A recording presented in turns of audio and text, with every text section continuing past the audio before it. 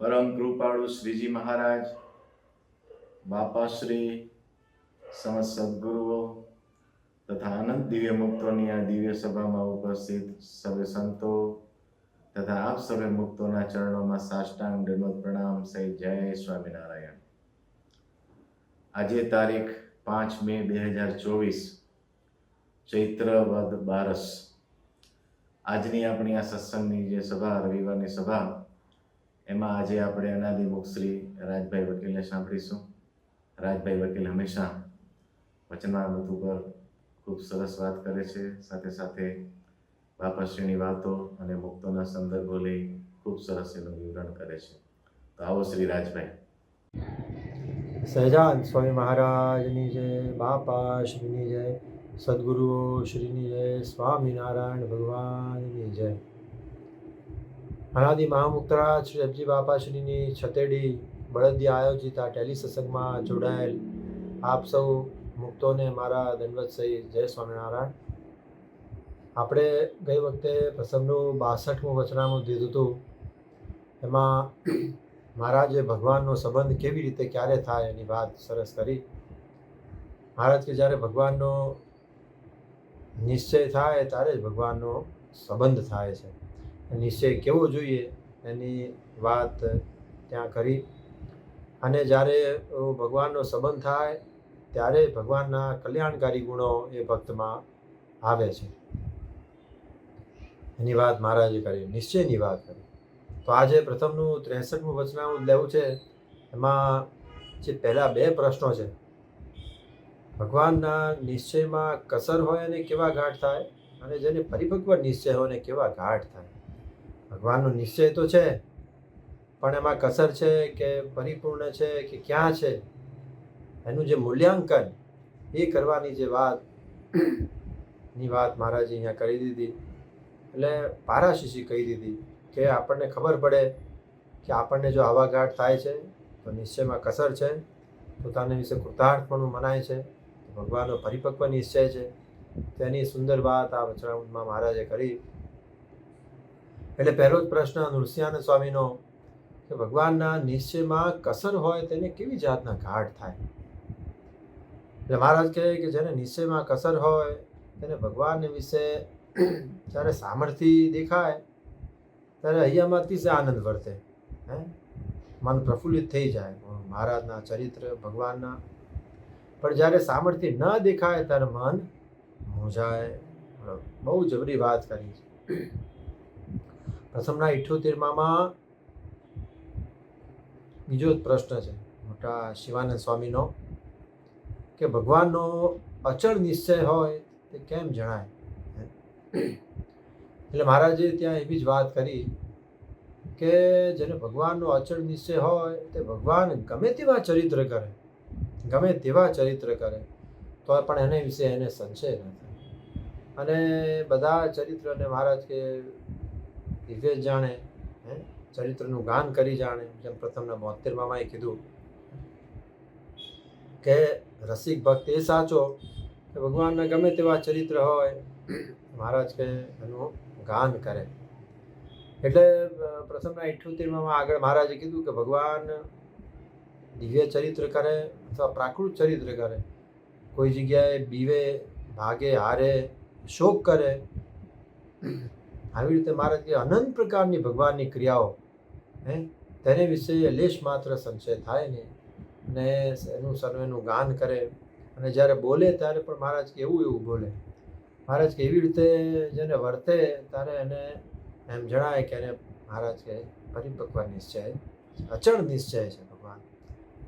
ભગવાનના યોગ્ય ચરિત્ર, અયોગ્ય ચરિત્ર એના વિશે સંશય ન કરવાની વાત આવી. અને જેને મહારાજ કે એવી રીતે અયોગ્ય ચરિત્ર આ લોકની દ્રષ્ટિએ દેખાય છે કે અયોગ્ય છે, પણ મહારાજ કે ભગવાન સદાય કરતા થકા કરતા છે, એટલે ગમે તેવું નીચ જાતિનું આચરણ કરે એવી વાત મહારાજે લોયાના 12મા વચનામૃતમાં કરી દીધી કે સવિકલ્પમાં ઉત્તમ, મધ્યમ ને કનિષ્ઠ 3 ભેદ છે, નિર્વિકલ્પમાં ઉત્તમ, મધ્યમ ને કનિષ્ઠ 3 ભેદ છે. એટલે એની છણાવટ મહારાજે નિશ્ચયની ખૂબ સુંદર રીતે લોયાના 12માં કરી છે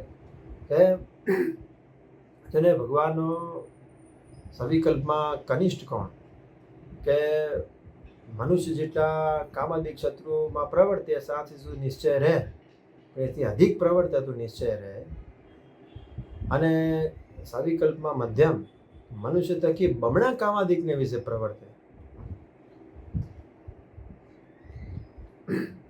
ત્યારે પણ નિશ્ચય રહે. પણ મહારાજ કે જો અયોગ્ય ચરિત્ર કરે વધારે તો મહારાજ કે નિશ્ચય ના રહે. અને સવિકલ્પમાં ઉત્તમની વાત મહારાજે કરી કે ભગવાન અતિ નીચ જાતિનું આચરણ કરે, મધ્યમાસનું ભક્ષણ કરે, પરસ્ત્રીનો સંગ કરે. કેટલી જબરી વાત મહારાજે કરી. તોય પણ ભગવાનને વિશે મહારાજ સંશય ન થાય.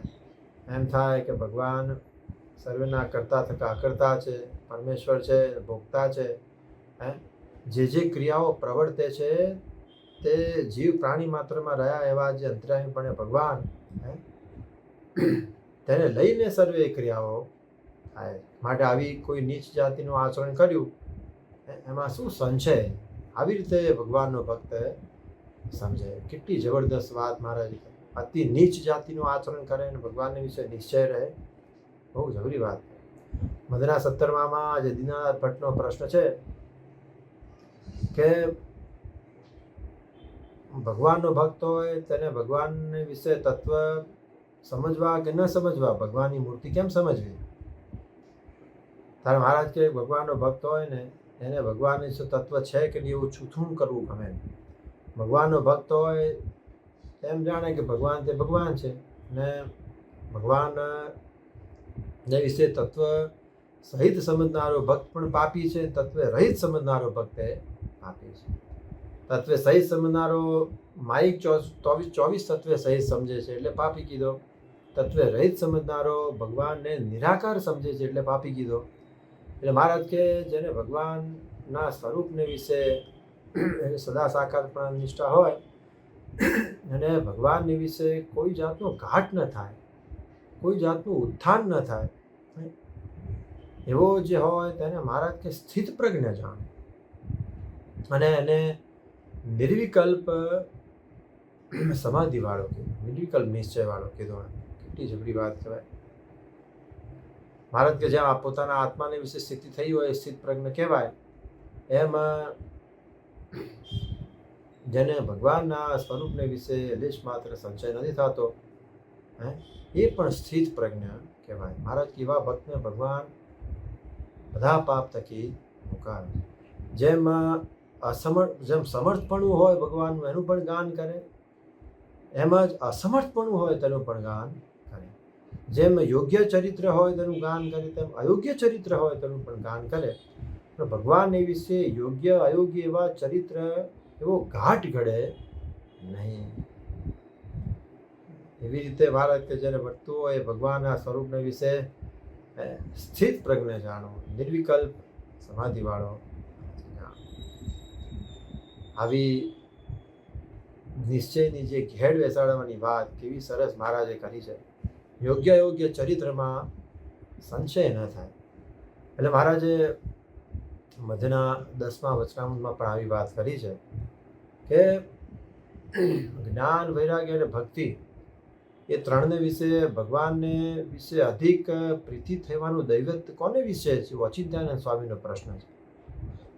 અને મહારાજે જ્ઞાન, વૈરાગ્ય અને ભક્તિ એની પહેલાં તો ખૂબ સુંદર છણાવટ કરી એ પ્રશ્નના ઉત્તરમાં, અને પછી મુક્તાનંદ સ્વામીએ પૂછ્યું કે જ્ઞાન, વૈરાગ્ય અને ભક્તિ એની છણાવટ મહારાજે કરી, પણ એને વિશે ભગવાનને વિશે પ્રીતિ થવાનું અધિક દૈવત કોને વિશે આવ્યું એ જણાવ્યું. મહારાજ કે ભક્તિને વિશે દૈવત છે. અને મહારાજ કે એવી ભગવાનને વિશે જે અતિશય નિર્દોષ ભક્તિ તો અનંત જન્મના સુકૃત ઉદય થાય ત્યારે આવે છે. મહારાજ કે કેવી એ ભક્તિવાળાને કેવા લક્ષણ હોય?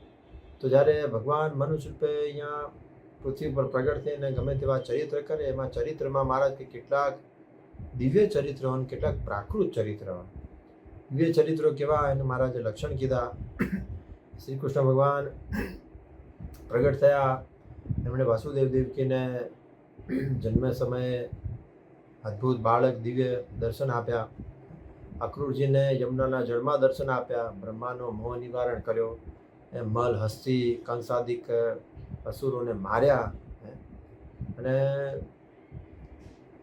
મહારાજ કે આ યમુનાજીનું પાણી નિર્વિશેષ કર્યું. આ બધા જે ચરિત્રો રામાવતારમાં રામચંદ્રજીએ ધનુષ ભાંગ્યું, રાવણાદિક અસુરોને માર્યા, ઇત્યાદિ જે દિવ્ય ચરિત્રો, એમાં તો અભક્ત હોય તેને પણ આનંદ થાય, મન પ્રફુલ્લિત થાય, તેને પણ નિશ્ચય થાય. પણ જે પ્રાકૃત ચરિત્ર હોય, જે અયોગ્ય ચરિત્ર જેવા લાગતા હોય, એવા તો કે શ્રી કૃષ્ણ ભગવાન જરાસંઘ આગળ કાળનેમી આગળ હાર્યા, જરાસંઘ આગળ યુદ્ધમાં ભાગ્યા, અને મહારાજ કે પોતાની જે રાજધાની તેને મૂકીને મહારાજ કે દ્વારકામાં એના સમુદ્રના બેટમાં જઈને રહ્યા. અને રામચંદ્ર રઘુનાથજી સીતાનું હરણ થયું ત્યારે રઘુનાથજી ઘેલા થઈ ગયા અને ઘેલા થઈને રોવા લાગ્યા. મહારાજ કે આવા જે ચરિત્ર હોય, મહારાજના તો એવા ઘણા ચરિત્રો છે, મહારાજે વચનામૃતમાં આ બધા દ્રષ્ટાંતો આપ્યા. આવા મહારાજ કે પ્રાકૃત ચરિત્ર હોય એમાં પણ મહારાજ કે લેશ માત્ર સંશય ન થાય. આવી જે નિર્દોષ ભક્તિ, સદાય ભગવાનને વિશે દિવ્ય ભાવ વર્તે, એવી જ રીતે જ્યારે ભગવાન ચિત્ર પ્રતિમા રૂપે વર્તા હોય ત્યારે પણ બાપાશ્રીએ એની સ્પષ્ટતા કરી. કોઈ દિવસ ભગવાનના સ્વરૂપને વિશે, ચિત્ર પ્રતિમાને વિશે ચિત્રભાવનો સંકલ્પ ન થાય. બાપાશ્રીએ તો એમ કીધું કે જો ચોર ચોરી કરતો હોય મંદિરમાંથી અને જતો રહે તો એવો સંશય ન થાય કે ભગવાન હોય તો ચોરને ચોરી કેમ કરવા દે. અને પંચાળાના ચોથા વચનામૃતમાં મારા બાપાશ્રીએ સ્પષ્ટતા કરી રહસ્યાર્થમાં. ભગવાન જ્યારે મનુષ્ય રૂપે પ્રગટ થાય ત્યારે મનુષ્યના જેવા ચરિત્ર કરે, જ્યારે પ્રતિમા રૂપે વર્તે ત્યારે પ્રતિમાના ધર્મ પ્રમાણે વર્તે, જ્યારે દેવમાં દેહ ધારણ કરે ત્યારે તેવા ચરિત્ર કરે, એ પ્રમાણે વર્તે. એટલે મહારાજ ભગવાન પ્રગટ થાય ત્યારે એવી રીતે વર્તે. એમાં મહારાજ કે અભક્તને તો દિવ્ય ચરિત્રમાં સંશય ન થાય, પણ જ્યારે પ્રાકૃત ચરિત્ર થાય, અયોગ્ય ચરિત્ર થાય, એમાં સંશય થઈ જાય, મન મૂંઝાય. એટલે આ જે અહીંયા વાત કરી કે ભગવાનનામાં નિશ્ચયમાં કસર હોય તેને કેવા ઘાટ થાય, તો પહેલી જ વાત મહારાજે આ કરી કે જેને નિશ્ચયમાં કસર હોય, ભગવાનના દિવ્ય ચરિત્ર જોઈને તો આનંદ થાય, ભગવાનમાં જ્યારે સામર્થ્ય ન જણાય, ત્યારે ભગવાન જ્યારે ભાગે, હારે, બીએ, શોક કરે, ત્યારે મહારાજ કે મન મૂંઝાય. એટલે જ પ્રથમના 78માં ભગવદાન સ્વામીનો 17મો પ્રશ્ન છે કે ભગવાનનું કર્યું સર્વે થાય છે, ભગવાનનું ઈચ્છા વગર મહારાજ કે લેશ માત્ર ભગવદાન સ્વામીએ પૂછ્યું કે કાંઈ થતું નથી. તો પણ જ્યારે ભગવાન કે ભગવાનના ભક્તને કાંઈ દુઃખ આવી પડે છે ત્યારે એને ટાળ્યાના ભગવાનના ભક્ત મનસુબા કેમ કરે છે, અર્થાત એને ટાળતા કેમ નથી, મનસુબા કરે, ક્યારેક એવા પણ ચરિત્ર કરે. એટલે મહારાજે કીધું એ તો ભગવાનની એવી રીત છે કે જ્યારે પોતે મનુષ્ય રૂપ ધારણ કરે ત્યારે મનુષ્યના જેવી જ ક્રિયા કરે. મહારાજ કે પૂર્વે શાસ્ત્રોમાં પણ એ વાત લખાયેલી છે. એટલે મહારાજે ભગવદાન સ્વામીને કીધું કે માટે પૂર્વે જે થયા જે અવતાર, તે જેવા ભગવાન ચરિત્ર કરે ત્યાં સુધી સંશય કરશો નહીં, એથી કાંઈ વિશેષ વર્તે ત્યારે સંશય કરજો. કેમ કે ભગવાનના સ્વરૂપને વિશે, એમના શાસ્ત્રોને વિશે બધા જ પ્રકારના ચરિત્રો લખાયેલા હોય, યોગ્ય અયોગ્ય, પ્રાકૃત દિવ્ય, એ બધા લખાયા હોય. અને મહારાજ કે એ સર્વે લખાણા છે. જ્યારે મહારાજ કે અમે એવા કોઈ શાસ્ત્રમાં ન લખાણા હોય એવા કોઈ ચરિત્ર કરે ત્યારે સંશય કરજો. મહારાજ કે પૂર્વે જે અવતારો થઈ ગયા એમણે પણ આવા દિવ્ય અને પ્રાકૃત બધા ચરિત્રો કર્યા છે. એવા કોઈ ચરિત્ર કરીએ ત્યાં સુધી સંશય કરજો નહીં. કેવી સરસ વાત મહારાજે કરી. એટલે આ પહેલું લક્ષણ કીધું, નિશ્ચયમાં કસર હોય તેને આમ થાય, મન મૂંઝાય જ્યારે સામર્થ્ય ન દેખાય. અને બીજી વાત કરી કે પોતાના હૈયામાં ભૂંડાઘાટ થતા હોય, તે પોતે ટાળવાની ઈચ્છે, ટાળે તો પણ ન ટળે, ત્યારે ભગવાનની વિશે દોષ પ્રગટે. જે ભગવાનનું ભજન કરી કરીને મરી ગયો પણ મારા ભૂંડાકાટ ટાળતા નથી. આ બહુ જબરી વાત છે. મહારાજે પ્રથમના 15માં વાત કરી કે ભગવાનની મૂર્તિ ધારવામાં અહીંયામાં અતિશય શૂરવીરપણું ભગવાનનો ભક્ત રાખે. જેને ભગવાનનું મહાત્મ્ય સહિત નિશ્ચય હોય, ભગવાનની મૂર્તિને ધારવામાં, ધ્યાન કરવામાં નિત્ય નવી નવી શ્રદ્ધા વર્તે. ક્યારે વર્તે? બાપા કે જેવો ભગવાનનો જેવો છે એવો મહિમા જાણે. પણ શૂરવીરપણું રાખે. શું રાખે? ઘાયલપણું ન રાખે. કે ભગવાનનું ધ્યાન કરતાં કરતાં મૂર્તિ ન દેખાય તો પણ એને પડી ન મૂકે. અને ભગવાનનું ધ્યાન કરતાં હૈયામાં જે ભૂંડાગાટ થાય તો પણ મહારાજ કે એ ઘાટને ભગવાનનો મહિમા સમજીને એ ઘાટને સદાય ટાળવાનો પ્રયત્ન કરે. અને પોતાને પૂર્ણ કામ માનીને, કૃતાર્થપણું માનીને એ ઘાટને ટાળવાનો પ્રયત્ન કરે. કેટલી જબરદસ્ત વાત કરી કે પોતાને પૂર્ણ કામ માનીને ઘાટ ન ટળે છતાં પણ ભગવાન મહાત્મ્ય સમજીને એને ટાળવાનો પ્રયત્ન કર્યા કરે. મહારાજ કે એવો હોય કે પછી ભગવાનની મૂર્તિ ધારતા ધારતા 10 વર્ષ થાય, 20 વર્ષ થાય, 25 વર્ષ થાય કે 100 વર્ષ થાય તો પણ ભગવાનની મૂર્તિ ધારવી મૂકી નહીં. એવી રીતે જેને વર્તાતું હોય તે મહારાજ કે એકાંતિક છે. અહીંયા જે વાત કરી 63માં કે ભગવાન અહીંયામાં ભૂંડાઘાટ થતા હોય એટલે ભૂંડાઘાટ પોતાને ટાળે તો ટળે નહીં. એવો દોષ ભગવાનની વિશે પ્રગટે કે ભગવાન મારા ભૂંડાઘાટ ટાળતા, તેમ ભગવાનની વિશે દોષ પ્રગટે. બાપાશ્રીએ પણ વાત કરી છે કે પોતાનો દોષ આ જીવ જોતો નથી અને ભગવાનના ભક્તિ વિશે દોષ કરતા છે. આપણને એમ થાય કે આવું કેમ થતું હશે? એટલે ભગવાનના આશ્રમમાં કચાશ છે, ભગવાનના નિશ્ચયમાં કચાશ છે. મહારાજ કે એની જોડે જ્યારે લડાઈ લે, મહારાજ કે લડાઈ લે છે શાબાશ. આજ્ઞા વિરુદ્ધ સંકલ્પ થાય, પંચ વિષયના સંકલ્પ થાય. એટલે જ પ્રથમના 70માં કાકેભાઈએ પૂછ્યું કે એકને તો કુસંગીની લડાઈ આળસી ગઈ છે અને એકને તો એમને એમ લડાઈ થયા કરે કે જ્યારે જેને આળસી ગઈ છે તેનો દેહ પડે તો ભગવાનના ધામને પામે, એ તો બરાબર. પણ જેને કુસંગની લડાઈ આળસી નથી ગઈ ને એમને એમ લડ્યા કરે છે અને એનો દેહ પડશે તેની શી ગતિ થશે? એટલે મહારાજે કીધું કે કોઈને લડાઈમાં વાણિયા આવ્યા એ તો જ્યારે જીતાઈ ગયા અને કોઈને સામે આરબની હલ્લાઈ અઘરા માણસો આવ્યા, એ કઈ વાણિયાની પેટે જીતા એવા સરળ નથી. એટલે મહારાજ કે બે ધણીની નજરમાં હોય, લડ્યો તો લડ્યો અને જો મરાણો તો પણ ભગવાનની નજરમાં તો હોય કે આવા આયા તને કરડા માણસો એ કંઈ જીતા એવા હતા. એમ મહારાજ કે બાપાશ્રી એની સ્પષ્ટતા વડતાલા પહેલાંના રહસ્યાર્થમાં કરી કે જેને ભગવાનના મનુષ્ય સ્વરૂપને વિશે, ચિત્ર પ્રતિમાને વિશે દિવ્ય ભાવની ખૂબ દ્રઢતા હોય અને સ્થૂળ દેહ યથાર્થ આજ્ઞા પાડતો હોય અને વાસના ટાળ્યાના ઉપાયમાં મંડ્યો હોય, એની વાત પ્રથમના 70માં કરી છે. ભગવાનનો નિશ્ચય છે દિવ્ય ભાવે સહિત, પણ વિષય સન્મુખ, વિષય સંબંધી સંકલ્પ ટાળ્યા ન હોય ને એની અંતરમાં દાજ થતી હોય એ લડાઈની વાત કરી છે. એમને એમ લડાઈ કરતો હોય, ભગવાનના સ્વરૂપને વિશે દિવ્ય ભાવ સમજવામાં મનને વિશે સંકલ્પ નથી થતો પણ વિષય સંબંધી સંકલ્પ થાય છે, એ વાસના ટળી નથી, એને વિશે લડાઈ લીધા કરે છે. એની મહારાજે વાત કરી કે ફિકર ન રાખશો, સહાય કરશો. પણ મહારાજ કે જો ભગવાનના સ્વરૂપને વિશે દિવ્ય ભાવ સમજવામાં ખામી રહી હોય તો એને જન્મ ધરીને પણ અજ્ઞાન ટાળવું પડે. એ વાત વડતાલના રહસ્યાર્થ, પહેલાંના રહસ્યાર્થમાં અને બધાના ચોથાના છેલ્લા પ્રશ્નોત્તરમાં રહસ્યાર્થમાં બાપાએ વાત કરી. એટલે આ પોતાના વિશે જે ભૂંડાઘાટ થતા હોય તે પણ ટાળીને ભગવાનની વિશે દોષ પ્રગટે. અને ત્રીજી વાત એ કરી કે પોતાને કોઈ પદાર્થની વિશે હેત હોય અને એમાંથી મન પાછું ન વળતું હોય તો એવો ને એવો દોષ ભગવાનને વિશે પ્રગટે કે જે મારા કામાદિક શત્રુ ટળતા નથી એમાં ભગવાનના પણ નહીં ટળતા હોય. ભગવાન છે એ તો મોટા કહેવાય છે એમ જાણે. એવી રીતે મહારાજ કે જેને વર્તાતું હોય ત્યારે જાણીએ જેને નિશ્ચયમાં કસર છે. પોતાને જે પદાર્થને વિશે હેત થઈ ગયું હોય, હેત થતું હોય પંચ વિષયને વિશે, અને એમાંથી પોતાનું મન પાછું હટતું ના હોય. બહુ જબરી વાત છે.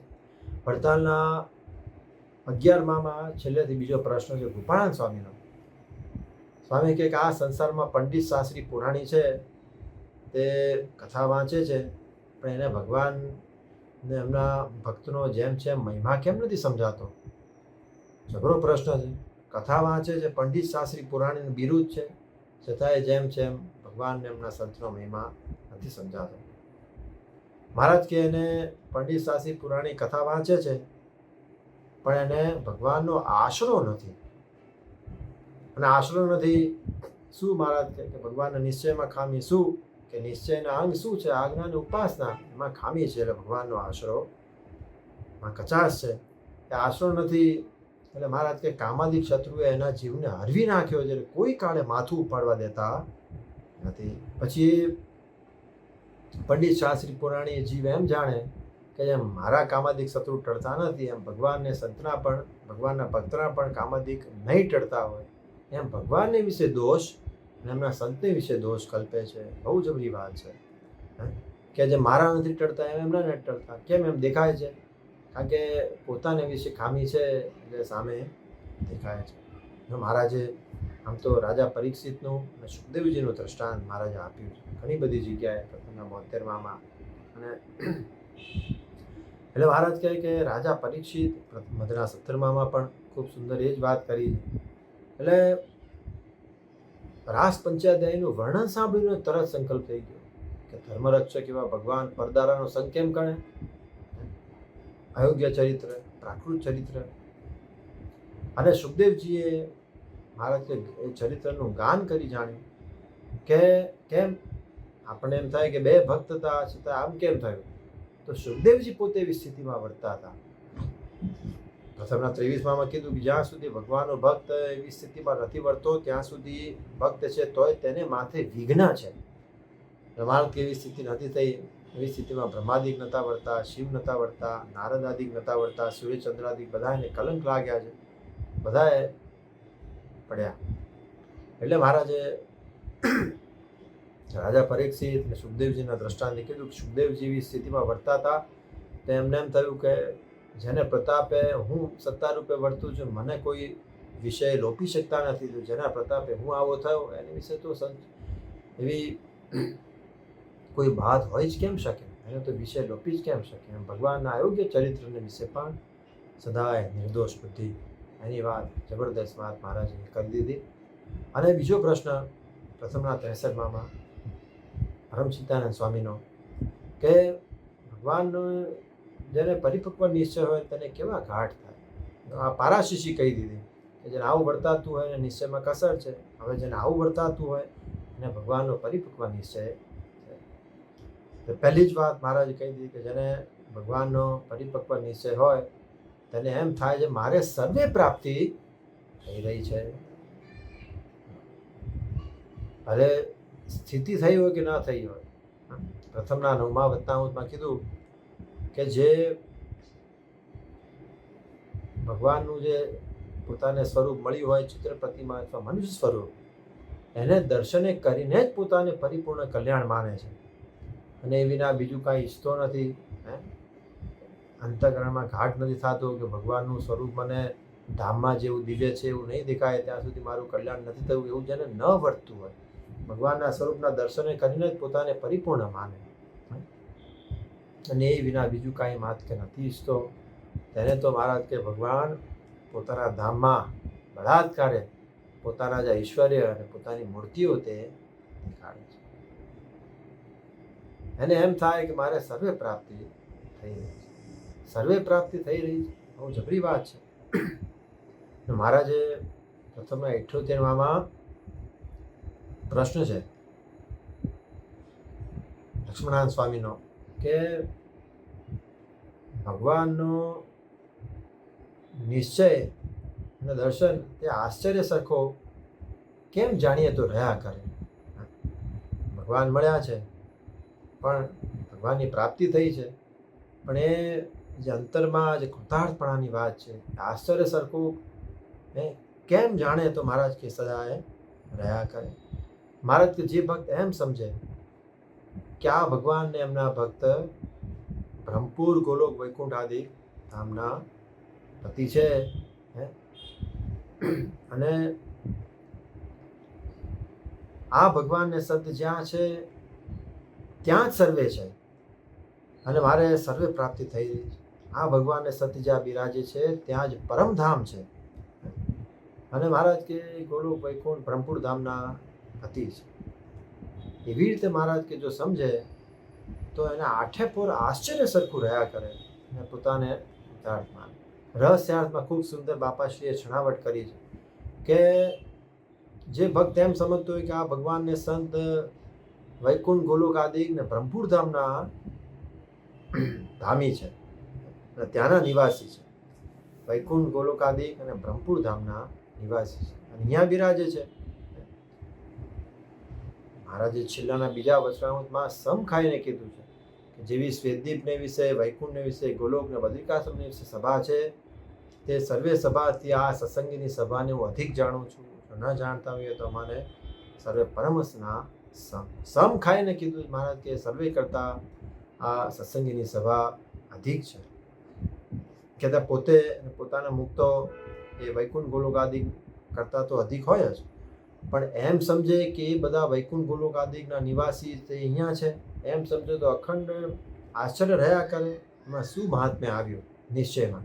એટલે બાપાશ્રીએ છણાવટ કરી કે પોતાને ને પોતાના ભક્તોને બ્રહ્મપુર કહેતા અક્ષરધામ તેના નિવાસી કીધા છે, અને વૈકુંઠ ગોલોક આદિ ધામના અધિપતિ અને તેના પાર્ષદો જે પોતાના કલ્યાણને અર્થે આ સત્સંગમાં આવ્યા હોય, કેટલી જબરદસ્ત વાત કરી.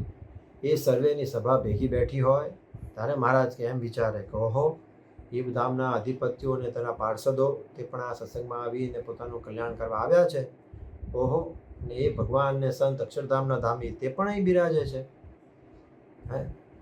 એવી મને પ્રાપ્તિ થઈ છે એવું મહારાજ કે વિચારે તેને આઠે પર અહો અહો રહ્યા કરે. ઓ, એ બધા પણ અહીંયા આવ્યા છે અને મારે એમની જોડે ભેગો એમનો સહવાસ છે. આવો અદ્ભુત મહિમા મહારાજે એ પ્રશ્નોત્તરના દ્વારા આપણને કહી દીધું. બાપાશ્રીએ તેની સ્પષ્ટતા કરી. એટલે જ છેલ્લાના 21મા વચનામૃતમાં મહારાજ કે જેવી શ્વેતદીપને વિશે, ગોલોકને વિશે, વૈકુંઠ આદિકને વિશે સભા છે તેવી જ આ સત્સંગીની સભા છે.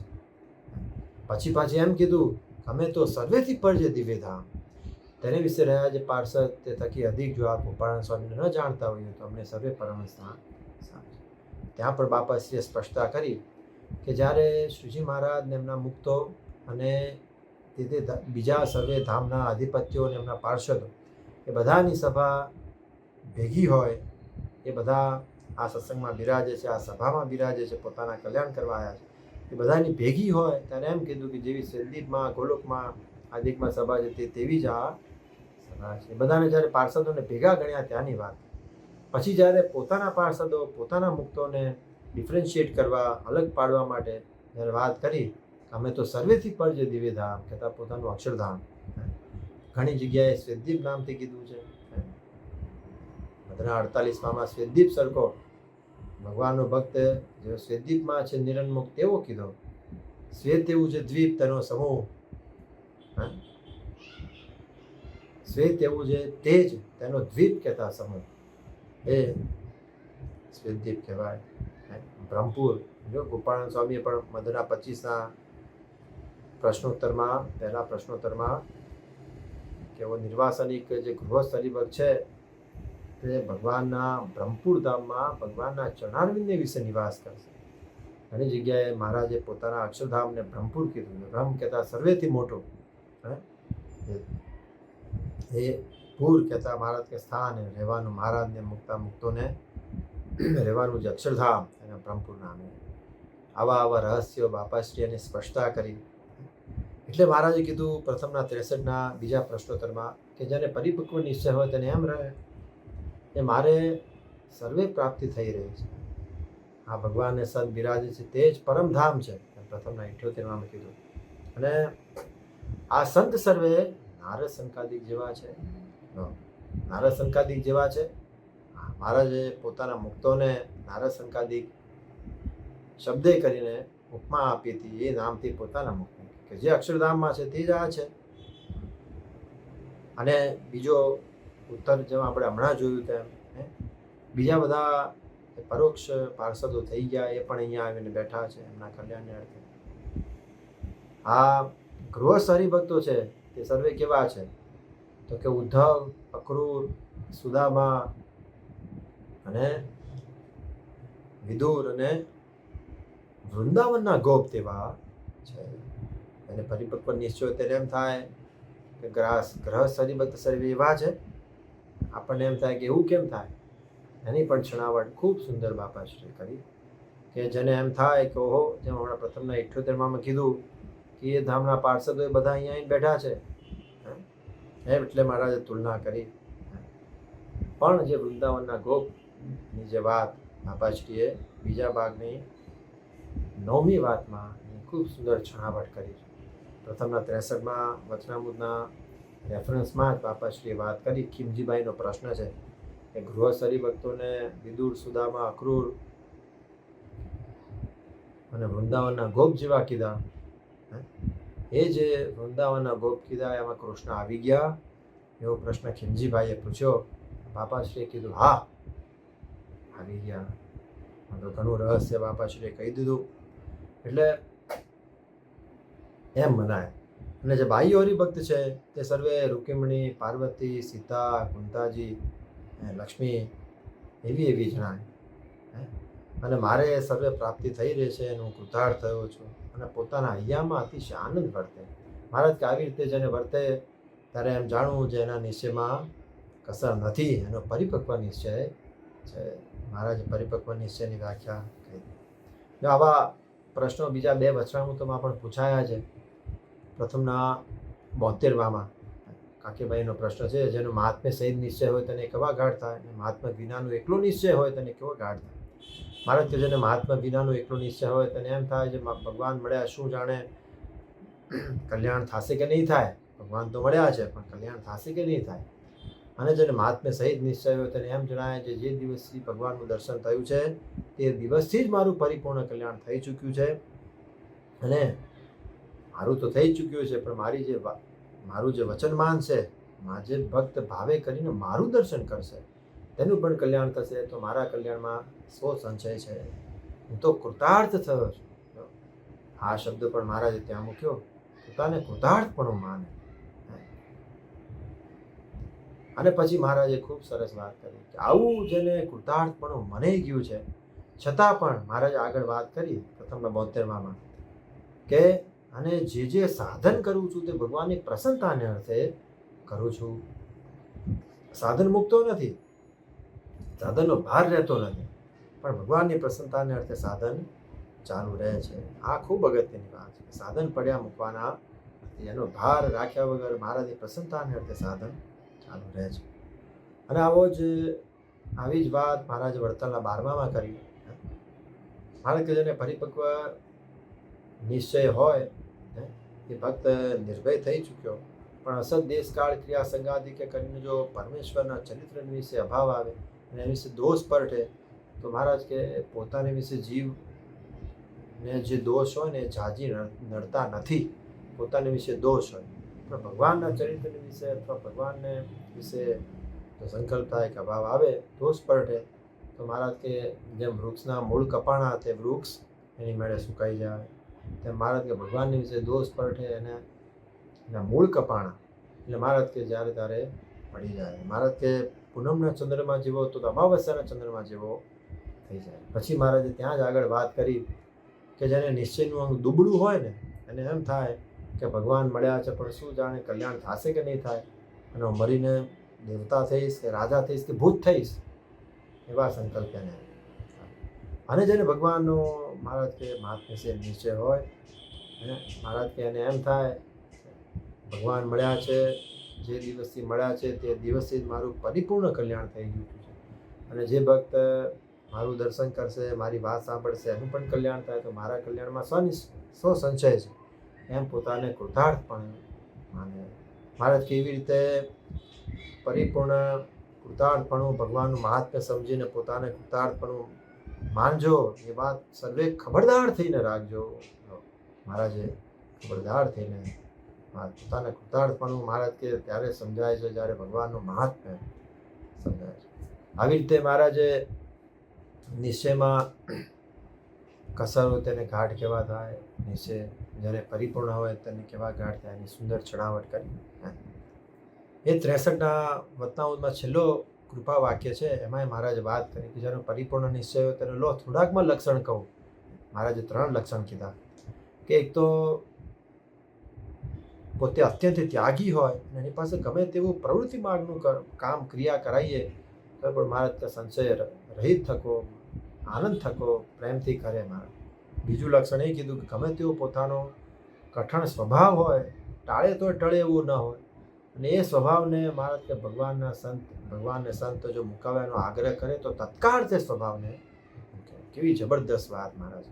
અને ત્રીજું કે પોતાના વર્તમાનમાં કંઈ ઠેકાણું ન જેવું જણાતું હોય અને છતાં પણ ભગવાન કથા વાર્તા કીર્તનાદિક એમાં મહારાજ કે લેશ માત્ર ફેર પડે નહીં, આનંદ થકો રાજી થકો કર્યા કરે અને ભગવાન ને સંત તેમના વચનમાં સ્થાયી નિષ્ઠા, કોઈ દિવસ પોતાનો અવગુણ લે, ભગવાન ને સંતનો લેશ માત્ર અવગુણ લે. મહારાજ કે આવી રીતે જેને વર્તવું હોય ને મહારાજ કે પરિપૂર્ણ નિશ્ચય, એવા પરિપક્વ નિશ્ચય વાળાને મહારાજ કે ભૂડા દેશકાળથી કરીને વર્તમાનમાં ફેર પડે તો પણ તેનું અકલ્યાણ ન થાય. પ્રાયશ્ચિત કરીને પણ મહારાજે જે મધના 13માં કીધું એવી રીતે કરીને દંડ ભોગવાવીને પણ મહારાજ કે એનું મહારાજ ભૂલું કરે. મહારાજ કે એવી રીતે જે ન વર્તાતું હોય તેનું કલ્યાણ થવું કઠણ છે. આ પરિપક્વ નિશ્ચય ન હોય તેની વાત મહારાજે આ જુદા જુદા વચરામૃતમાં કરી.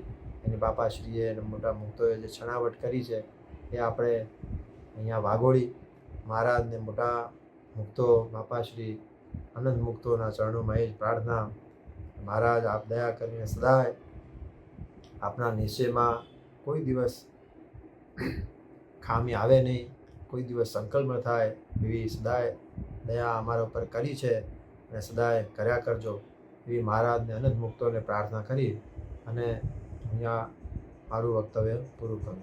સહજાન સ્વામી મહારાજની જય, બાપાશ્રીની જય, સદગુરુશ્રીની જય, સ્વામિનારાયણ ભગવાનની જય.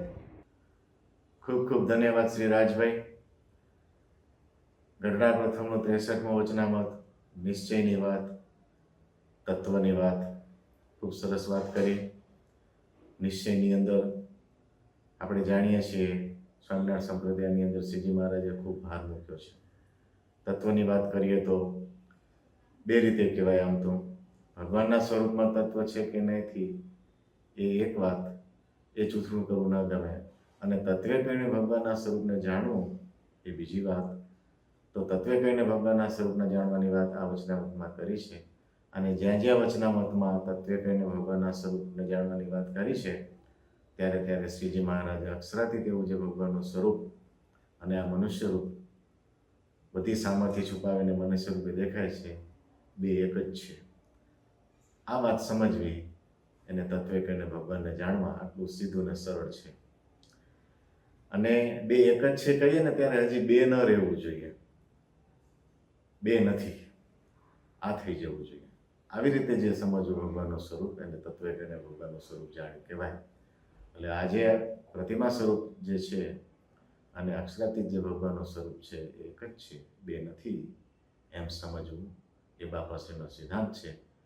નાનો ક અને મોટો ક એ જુદા નથી, બોથ કન્વે સેમ મિનિંગ. એમ આવી રીતે ભગવાનના સ્વરૂપને જાણવું ખૂબ અગત્યનું વચનામૃત. તત્વે કહીને ભગવાનનું સ્વરૂપનું જાણવું, એવા જે ભગવાન એના સ્વરૂપનો નિશ્ચય, એવી વાત ખૂબ સરસ વાત કરી. એક જાહેરાત કરી દઉં. હવે પછી આપણે જે વૈશાખ મહિનાનો જે સમયો 76 હોય છે એ પહેલાં શિબિર હોય છે. તો તારીખ 16 મેથી 18 મે 3 દિવસની શિબિર રહેશે અને 19 મેથી 5 દિવસની પારાયણ રહેશે. તો આ કાર્યક્રમ સૌ નોંધ કરી લેજો. 23 તારીખના પૂર્ણાહુત થશે એ દિવસે પાટોત્સવનો દિવસ. અને આપણે વિશેષ કરીને વાત કરું તો આ વખતે મુનિસ્વામી અંતર્ધ્યાન થયાને 50 વર્ષ પૂર્ણ થાય છે. એટલે